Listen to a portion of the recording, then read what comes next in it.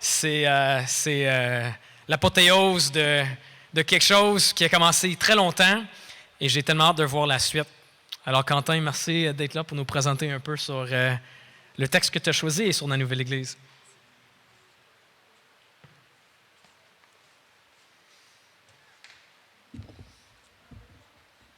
Alors, est-ce qu'on m'entend? Je peux reculer un petit peu. On a un peu de la misère avec le micro. On n'est pas habitué de faire du sans fil. Est-ce que c'est bon comme ça, si je lève la voix un petit peu? Ouais, pas de feedback? OK. Alors, comme l'a dit Brad, je m'appelle Quentin, je suis pasteur et implanteur de la nouvelle église fille de l'église du Plateau, l'église Hochelaga. Et on commence à l'implanter officiellement aujourd'hui. On a travaillé en amont, vous en faites pas. Mais pour moi, le message que je vous apporte ce soir, c'est probablement le discours le plus important, le plus excitant de ma jeune vie de pasteur, ma jeune carrière comme pasteur. Et c'est une des plus belles journées de mon ministère, sinon la plus belle, de pouvoir vous partager aujourd'hui ce que Dieu a mis sur mon cœur. Et c'est ça. Mon souhait, c'est que pour certains d'entre vous ici, ça soit une journée importante, même la plupart en fait, ça soit une journée très importante dans votre vie.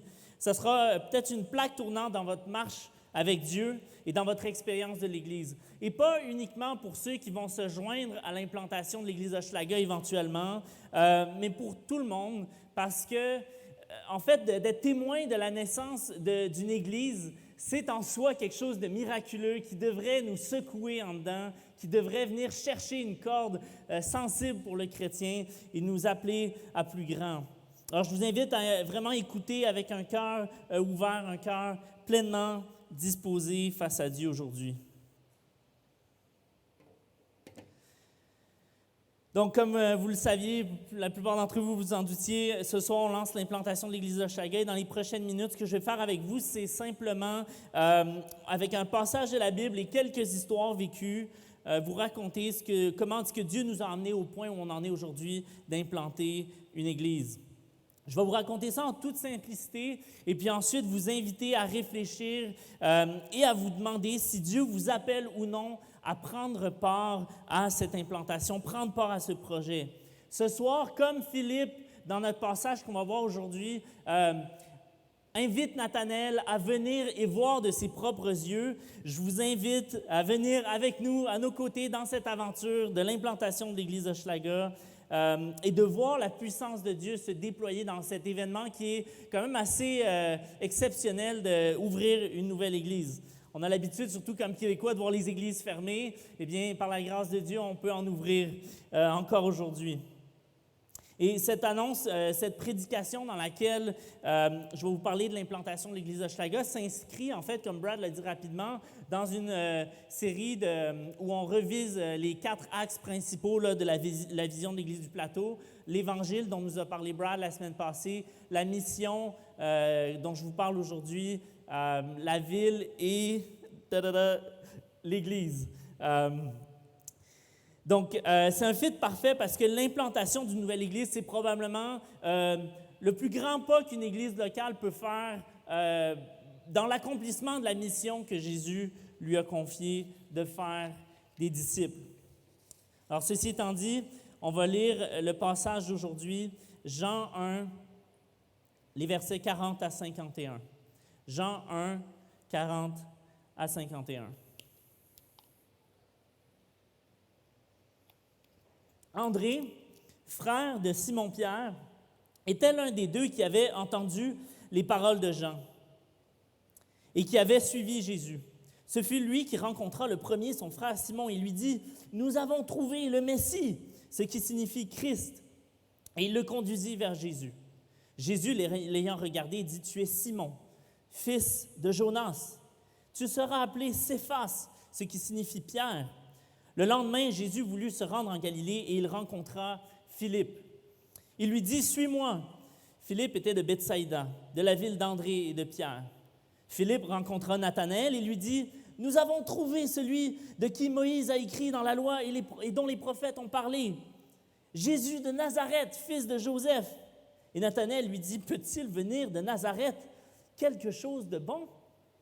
Philippe lui répondit, « Viens et vois. » Jésus, voyant venir à lui Nathanaël, dit de lui, « Voici vraiment un Israélite dans lequel il n'y a point de fraude. » « D'où me connais-tu? » lui dit Nathanaël.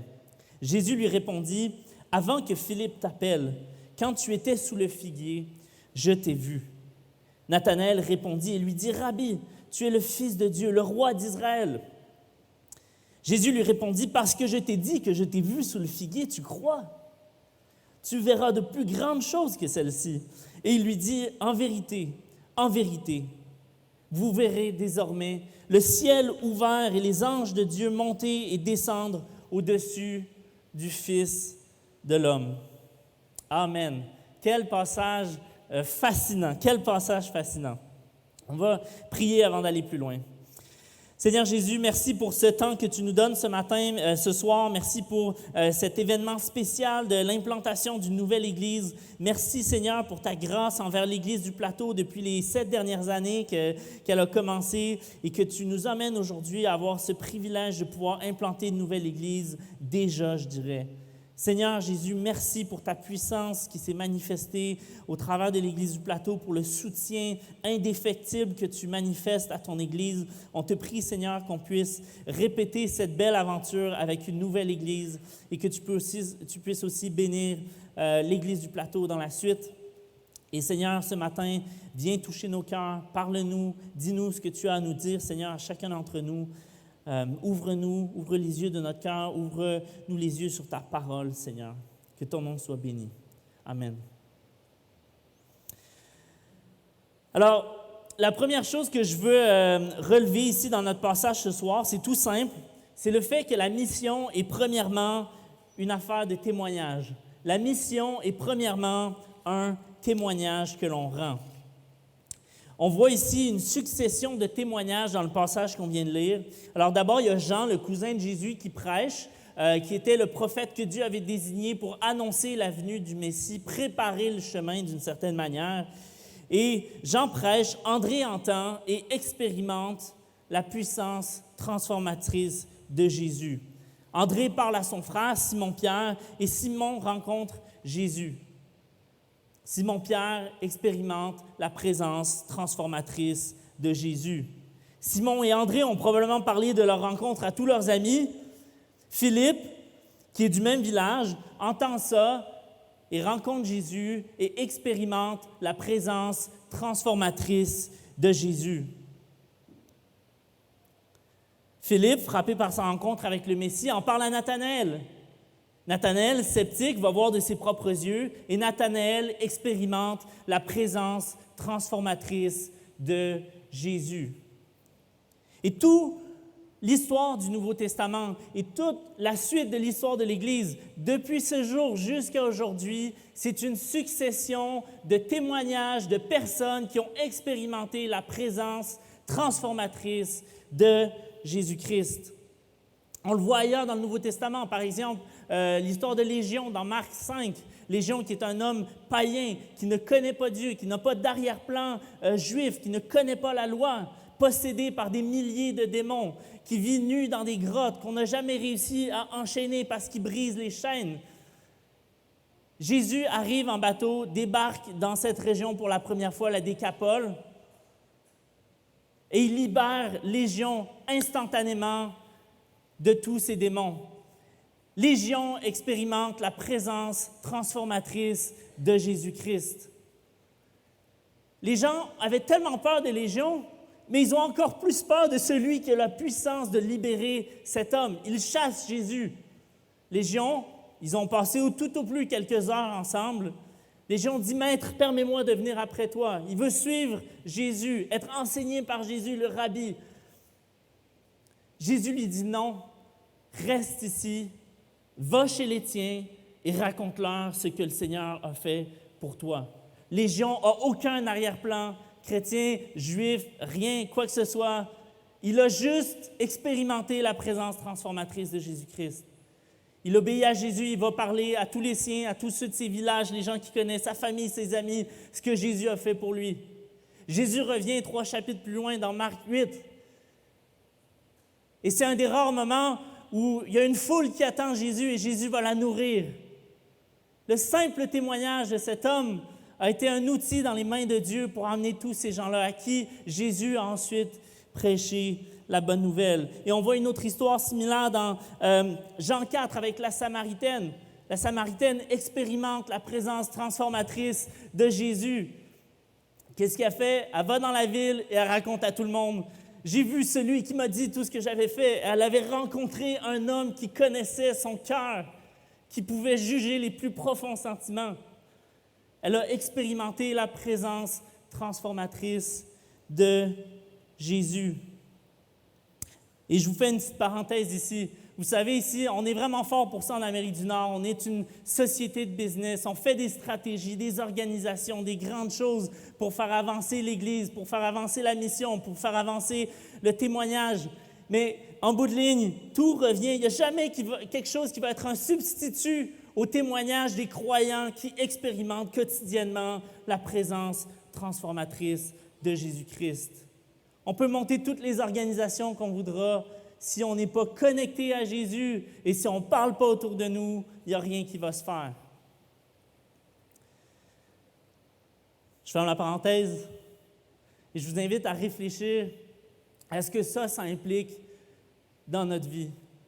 Alors d'abord, une question qu'on peut se poser, c'est Dieu est-il à l'œuvre dans ma vie? Est-ce que j'expérimente la présence transformatrice de Jésus? Ou est-ce que je ne l'expérimente pas du tout? Et c'est peut-être le cas. Et donc, je n'ai aucun témoignage à rendre. Maintenant, il y en a peut-être qui se disent, bien, moi, je suis chrétien, je l'ai expérimenté une fois, Jésus a pardonné mes péchés, je lui ai donné ma vie, puis depuis ce temps-là, je viens à l'Église. Et c'est bien. Gloire à Dieu. Mais alors, je vous amène la question sous une autre forme. Suis-je attentif à l'œuvre de Dieu dans ma vie? Est-ce que je fais suffisamment de place dans ma vie pour expérimenter la présence transformatrice de Jésus-Christ et pouvoir rendre ensuite le témoignage de ce que Dieu fait au jour le jour dans ma vie? Alors, c'est un appel pour nous ce matin à nous demander, est-ce que j'écoute Jésus? Est-ce que je suis en sa présence régulièrement? Est-ce que je le laisse œuvrer dans ma vie? Est-ce que je lui laisse le contrôle? Ça m'amène ce matin à vous partager deux histoires que j'avais vraiment à cœur de vous partager, qui font partie de ce long parcours qui a mené à la naissance de l'Église Hochelaga aujourd'hui. La première, c'est la manière dont j'ai été appelé au ministère. Alors, pour ceux qui ne connaîtraient pas bien le jargon chrétien, l'appel au ministère, ça se passe de toutes sortes de manières pour tous les pasteurs, mais une chose qui est importante pour un pasteur, c'est de savoir, d'avoir cette certitude inébranlable que ce qu'il est en train de faire, c'est Dieu qui l'appelle à le faire. Parce que c'est une tâche assez folle, merci, que si tu n'as pas cette certitude que Dieu t'a appelé, tu vas abandonner, tu vas craquer le jour où les doutes s'installent, où l'ennemi attaque, où l'ennemi veut briser cette œuvre. Et pour moi, quand j'étais ado, je n'étais pas très concentré sur Dieu, mettons, et puis je faisais beaucoup les choses religieusement. Je lisais la Bible, je priais, surtout à l'Église. Je le faisais pour avoir mes cases à cocher à la jeunesse, puis tout ça, mais c'est vraiment, quand je suis sorti du secondaire, je suis allé étudier la Bible pendant 1 an dans un collège, puis c'est là que j'ai découvert la communion quotidienne avec Dieu, apprendre à chercher la direction de Dieu au quotidien, apprendre à interroger Dieu pour la direction de ma vie. Et puis, une des choses qui est arrivée rapidement dans mes réflexions à ce moment-là, c'était qu'est-ce que Dieu veut que je fasse de ma vie? Parce que j'avais des objectifs absolument centrés sur moi-même, complètement égoïstes. Et puis, je ne considérais pas l'opinion de Dieu. Alors, je me suis mis à prier, « Seigneur, qu'est-ce que tu veux que je fasse comme travail? » Tout simple. Techniquement, je priais ça à Dieu, « Donne-moi la direction. » Et c'est venu assez rapidement, cette conviction qui revenait, ce discours parfois des gens qui m'entouraient, ce feeling que Dieu m'appelait à devenir un pasteur.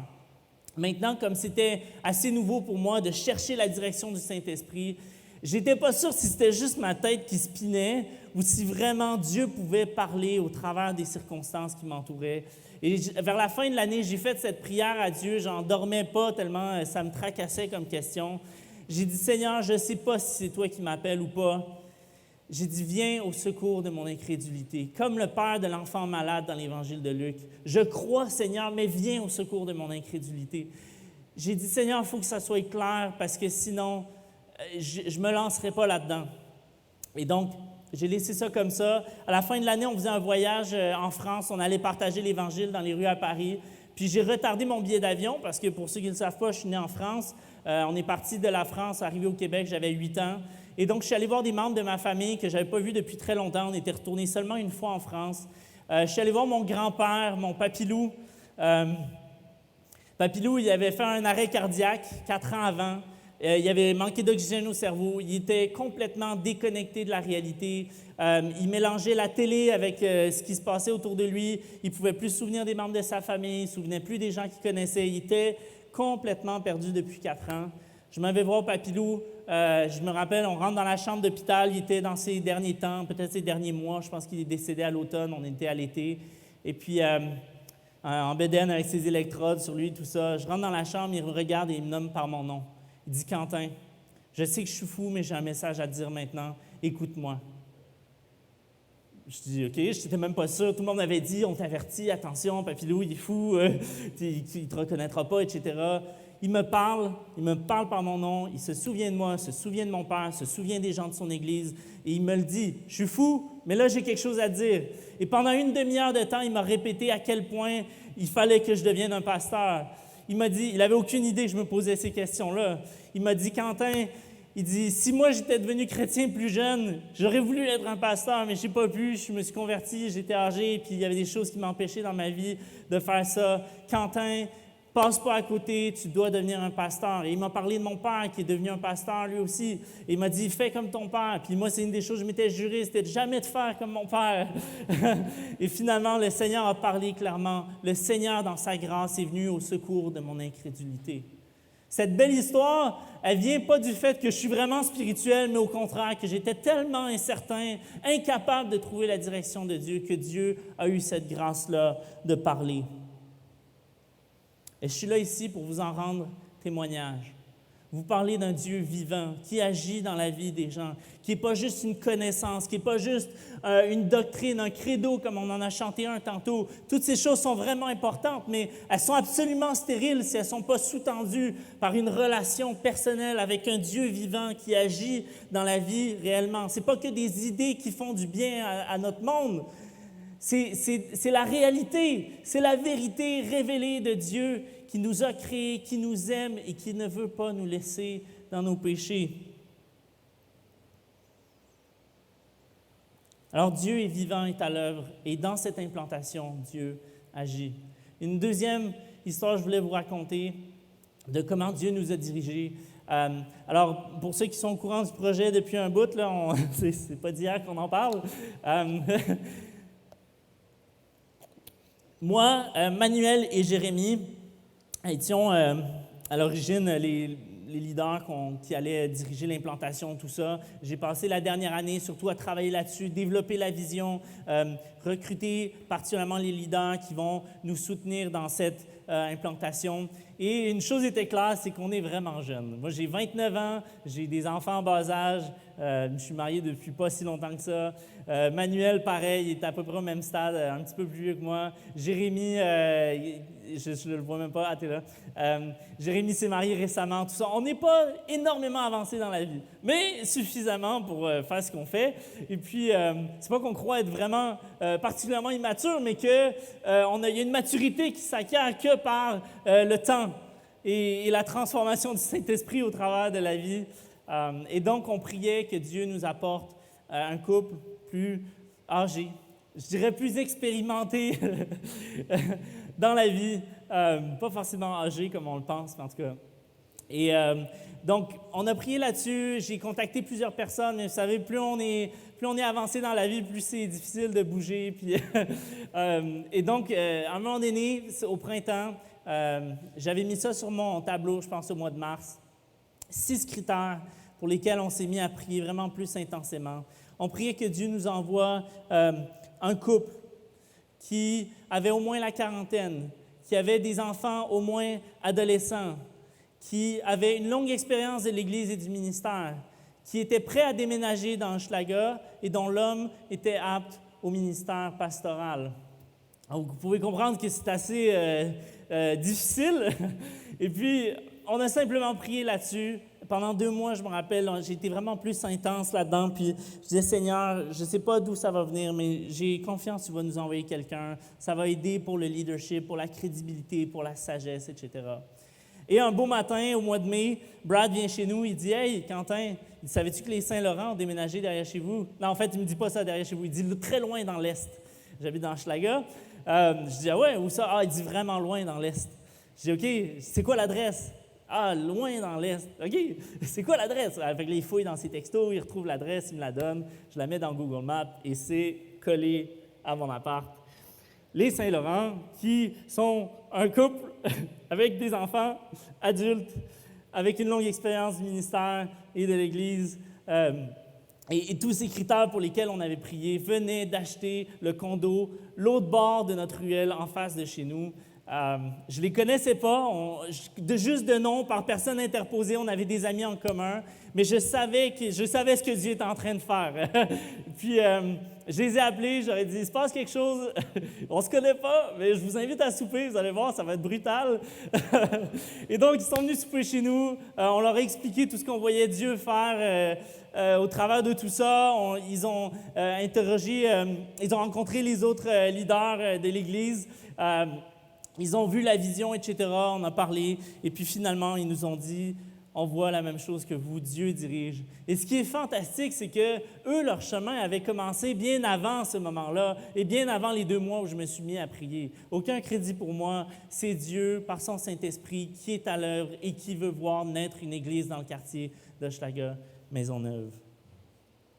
Et on vous rend témoignage ce matin de ce que Dieu fait pour nous emmener là.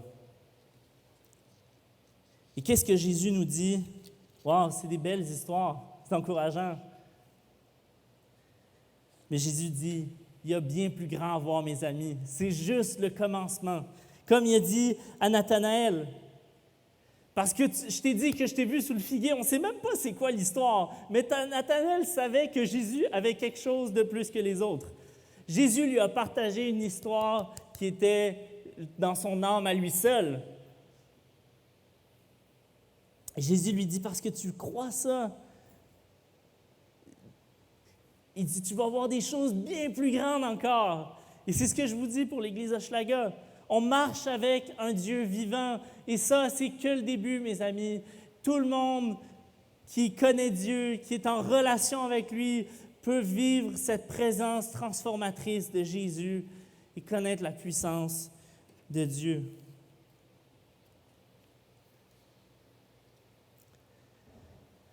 La mission est premièrement un témoignage, et je vous fais un petit pitch rapidement sur la vision de l'Église d'Hochelaga. Quelque chose qu'on a enchâssé dans la vision, c'est la multiplication. On croit que Dieu appelle non seulement les chrétiens à faire d'autres chrétiens, les disciples à faire d'autres disciples, comme on le voit dans Matthieu 28, mais on croit que la multiplication, c'est l'ADN de l'Église, c'est l'ADN des chrétiens, et que c'est aussi pour les pasteurs. Et Brad en est un très bon exemple ici. Brad envoie 3 pasteurs en formation qui deviennent des pasteurs. Hey, gloire à Dieu! Brad a compris que la multiplication, c'est aussi pour les pasteurs. Des disciples qui font des disciples, des pasteurs qui font des pasteurs et des églises qui implantent des églises.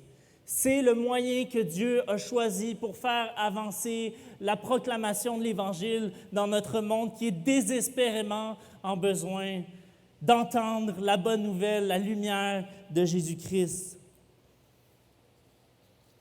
Et je vous exhorte ce matin, pour tout le monde, que vous veniez dans Hochelaga ou pas, prenez à cœur cette mission que Dieu vous a donnée. Rendez témoignage de son œuvre, de sa présence transformatrice dans vos vies. Ce n'est pas juste pour les églises en implantation. C'est sûr qu'on le fait plus quand on implante parce que c'est une question de survie. Mais il ne faut pas tomber dans le confort. Et l'Église du Plateau, je vous le dis, juste 7 ans, c'est jeune. Abandonnez pas la mission, continuez à partager l'Évangile, à être des témoins de Jésus-Christ et de sa puissance et de la transformation qu'il a opérée dans chacune de vos vies. Alors, c'est la première chose que je voulais vous faire remarquer dans notre passage ce soir. Maintenant, la deuxième sur laquelle je voulais porter votre attention, c'est que Dieu choisit des gens faibles pour la mission. Ce n'est pas quelque chose qui est explicite dans notre texte, c'est quelque chose qui est implicite. Ça se trouve dans le contexte du passage qu'on lit. Jésus choisit des pêcheurs. Des hommes dont leur job était de pêcher du poisson. Et quand tu connais un petit peu le contexte historique à l'époque, c'était vraiment le dernier des emplois. Tu étais un nobody. Tu pêchais, tu étais un nobody. Tu n'avais pas une place importante dans la société. Et Jésus, c'est fascinant de voir qu'il va vers ces gens-là. Il ne va pas vers les rabbins, vers les pharisiens, vers les scribes, vers les gens qui étaient éduqués dans la loi, etc., vers les gens qui étaient religieux et qui étaient donc bons. Il s'en va choisir des pécheurs les plus simples de leur société.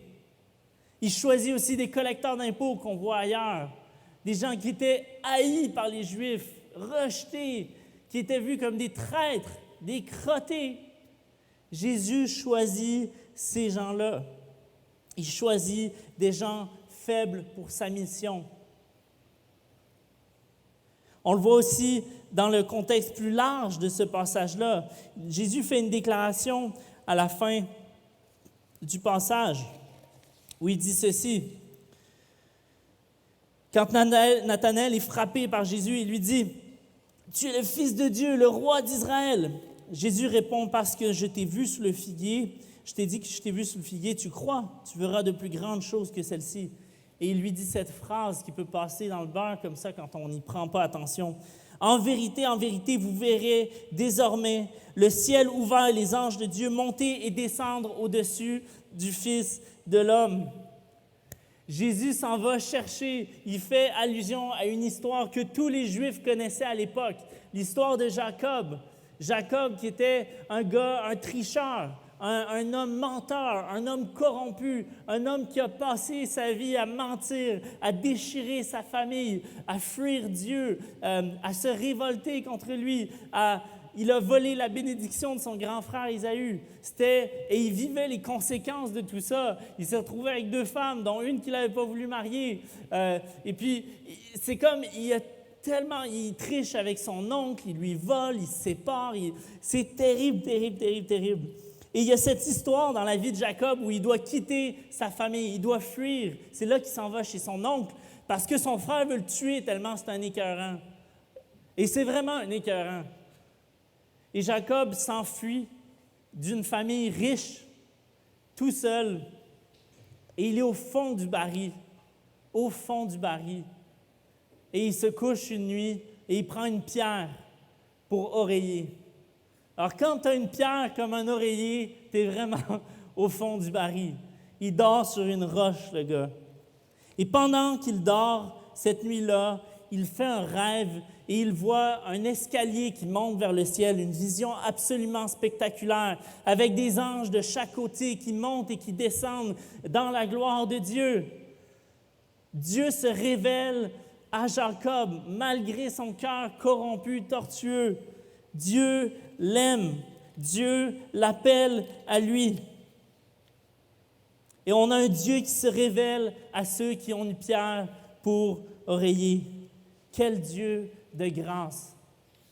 Dieu n'a même pas choisi ceux qui avaient le plus de succès moral. Ce n'est pas qu'une question d'argent, c'est même une question de cœur. Il choisit des gars qui sont vraiment corrompus. Mais ce que ça nous révèle, en fait, c'est que la différence entre ces hommes-là et les autres que Dieu n'a pas choisis, comme par exemple les pharisiens, c'est juste qu'eux le reconnaissent, le savent au moins en partie, à quel point ils sont faibles, à quel point ils sont une faillite morale, à quel point ils sont dépendants de Dieu et qu'ils ne sont pas meilleurs que les autres. Dieu résiste aux orgueilleux, mais il fait grâce aux humbles, nous dit sa parole. Et on a ce passage dans la lettre aux Corinthiens qui dit « Considérez, frères, que parmi vous qui avez été appelés, il n'y a pas beaucoup de sages selon la chair, ni beaucoup de puissants, ni beaucoup de nobles. Mais Dieu a choisi les choses folles du monde pour confondre les sages. Dieu a choisi les choses faibles du monde pour confondre les fortes. Dieu choisit les gens les plus faibles parce qu'il veut manifester que tout vient de la puissance de son esprit et non pas de la réussite de l'homme qui a péché. Et ailleurs, on dit qu'on est des vases de terre que Dieu utilise. Ça m'amène à vous parler brièvement de Hochelaga, le quartier où on implante cette nouvelle église. Vous savez, dans Hochelaga, si vous habitez à Montréal, vous le savez, il y a de la pauvreté. C'est la réputation du quartier, une réputation méritée. Il y a énormément de pauvreté dans Hochelaga.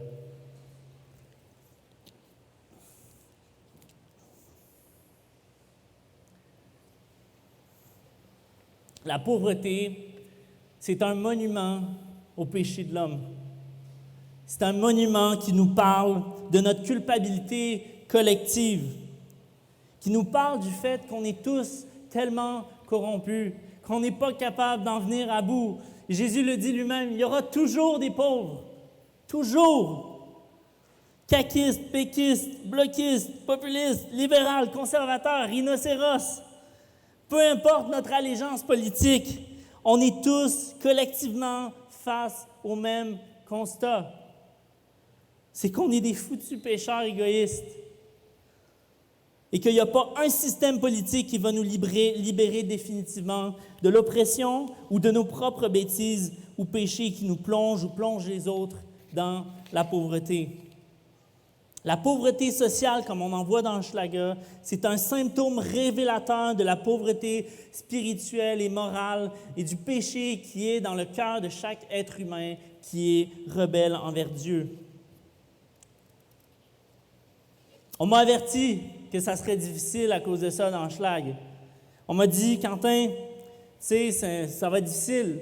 Si les gens de Hochelaga se convertissent, commencent à venir à votre église, vous n'allez pas avoir des finances fortes. Vous n'allez pas avoir beaucoup d'argent. Ah, tu sais, il va y avoir beaucoup de problèmes interpersonnels parce que les gens, des fois, qui arrivent de la pauvreté, effectivement, arrivent avec des backgrounds particulièrement brisés. Beaucoup de counseling à faire, Quentin. Et c'est vrai. Humainement, c'est vrai. Et j'en prends bonne note pastoralement, croyez-moi. Et dans ma planification comme leader de cette implantation, je tiens compte de ces choses. Mais Dieu se révèle à ceux qui ont une pierre pour oreiller. Et je pourrais vous parler longtemps de mon quartier, mais je n'ai pas le temps pour ça ce matin. Mais si je peux vous partager juste une chose, c'est que parmi les nombreuses personnes que j'ai rencontrées dans Hochelaga, et dont plusieurs, je le sais, sont dans une grande pauvreté matérielle et sociale, une chose ressort particulièrement dans la vibe, c'est que beaucoup, pas tous, mais beaucoup reconnaissent leurs besoins spirituels. Ils reconnaissent leur brisement intérieur, leur faiblesse, et ils ont une grande humilité qui leur donne une ouverture particulière à Jésus, que je n'ai pas vue partout. Et ils veulent en connaître plus sur la présence transformatrice de Jésus. Beaucoup sont très conscients du fait qu'ils ont une pierre pour oreiller et qu'ils ont besoin d'aide. Et la Bible nous dit que là où le péché abonde, la grâce surabonde. Et là, je ne veux pas faire de chicane politique. Quand je parle du péché, je parle autant du péché qui amène à des systèmes qui ont oppressé les gens, qui ont créé cette pauvreté, il y a une partie de ça, que du péché individuel de ces gens-là qui, des fois, sont responsables de leur propre pauvreté. Là où le péché abonde, peu importe sa forme, la grâce de Dieu surabonde. La grâce de Dieu à aucun endroit qu'elle ne peut pas atteindre. L'Évangile n'est pas enchaîné.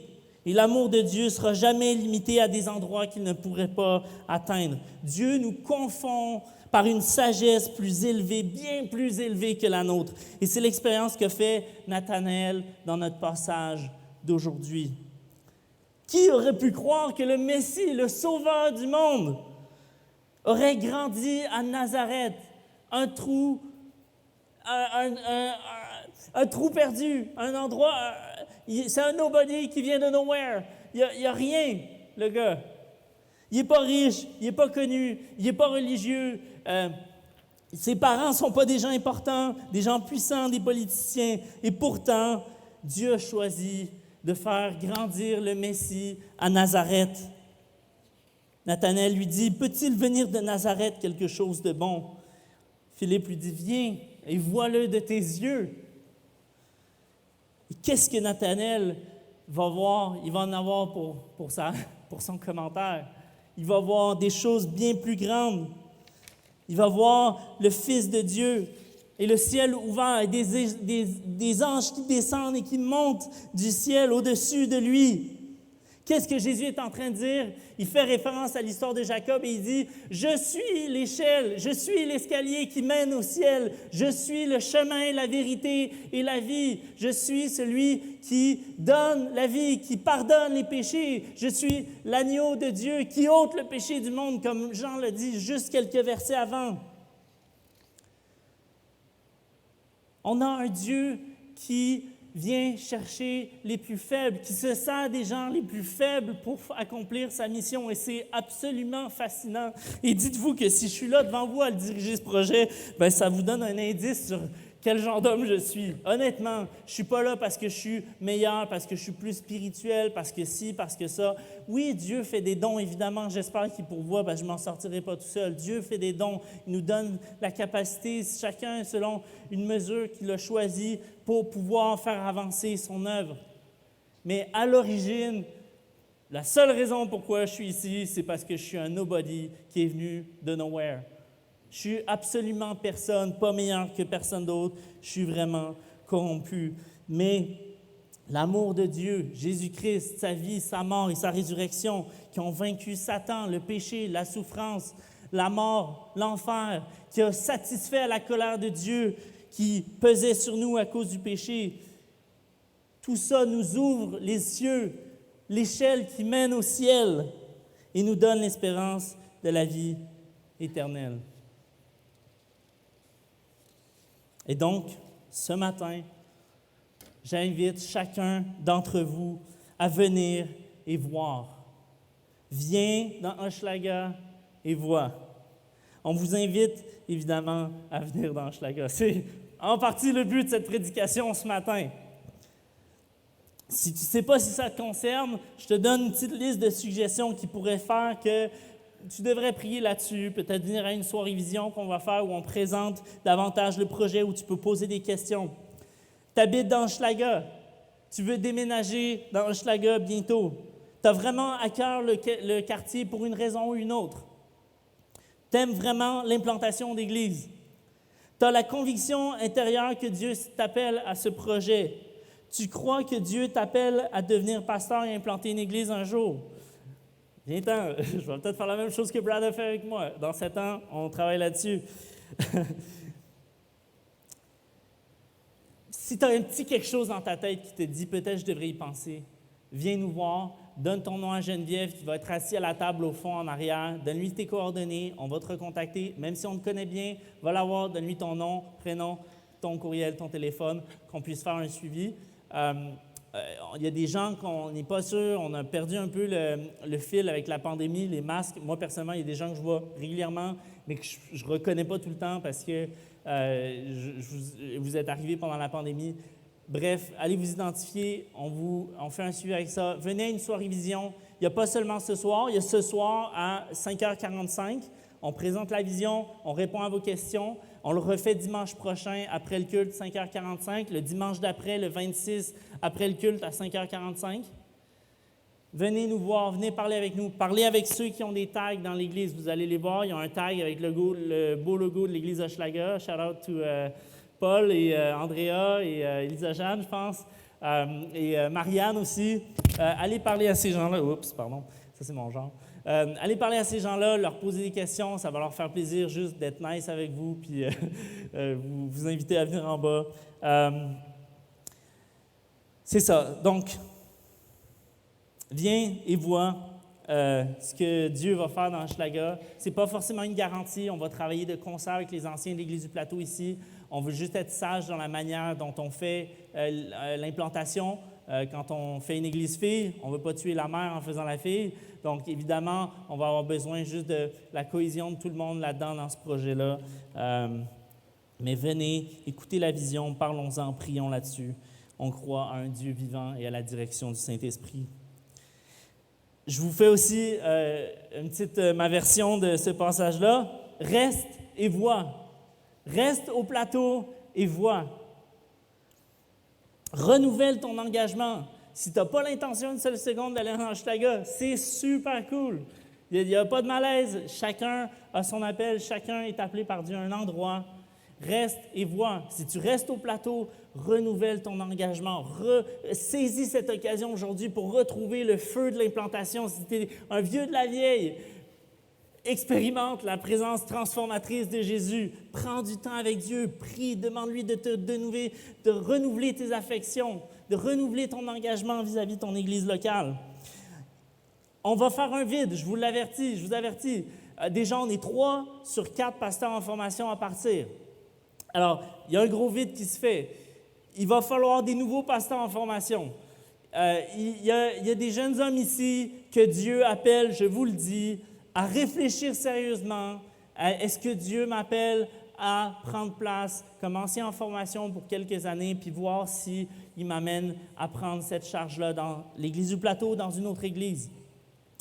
On va être beaucoup à partir, incluant par exemple des bénévoles. Alors, il y a des personnes ici qui vont devoir faire preuve de courage, se réveiller un peu. Et je le dis avec respect, mais il y a des personnes qui ont besoin de se réveiller, puis de prendre part à l'Église, mettre la main à la pâte, renouveler encore une fois leur engagement et leur feu pour Dieu et juste s'engager dans la mission de l'Église du Plateau. Il va y avoir des nouveaux leaders qui vont se lever et je vous encourage, comme Ésaïe, répondez, « Seigneur, me voici, envoie-moi. Me voici, envoie-moi. » Alors, en terminant, j'appelle tous ceux qui ne connaissent pas Jésus ici. L'appel le plus important ici, c'est celui-ci. Viens et vois. Viens rencontrer Jésus. T'oses pas te prêter au jeu. Prends le temps, lis la Bible. Je te mets au défi. Viens et vois de tes propres yeux. T'es sceptique? Tente ta chance. Prie Dieu. Demande-lui de se révéler à toi. Viens à Jésus et vois si tu ne vas pas expérimenter la présence transformatrice de notre Sauveur. Prions.